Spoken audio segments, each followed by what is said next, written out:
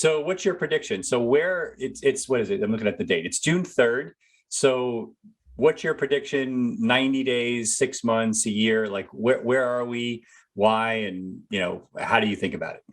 Okay, so first I will say that I hate making predictions, but I will for you. But there's nothing that makes you look dumber than a prediction about price in the future when you don't have the ability to obviously travel there and see.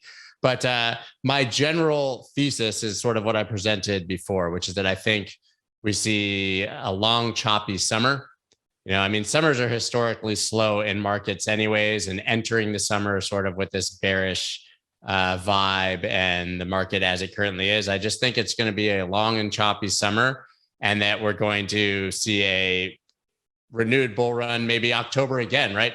People also forget, you talk about, are we going into a recession? Are we going into a crypto winter is my favorite. We've had one good month in a year, guys.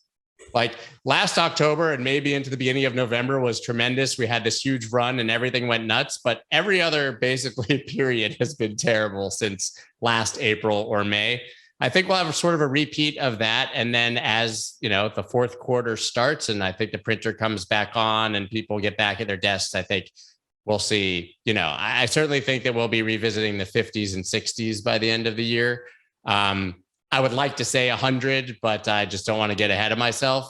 But to me, it doesn't matter if that happens in December or next June, right? I think that it's inevitable that we're going to six figures. And like you said, I think 200 to 300 is a very, very reasonable target for sort of the next run. And I think that's in advance of the halving. And then I think we have the next halving. And that's when we start talking about, the next 4-year cycle hitting a million.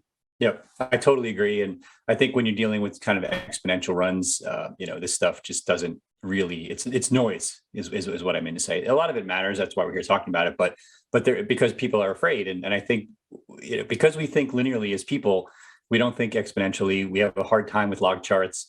It helps when you hear these explanations, but you kind of have to hear it over and over again. You have to live through multiple cycles to believe it, because all of us who've lived through, anybody who tells me that a little bit of fear isn't creeping in, even if you've lived through 5 times, is lying.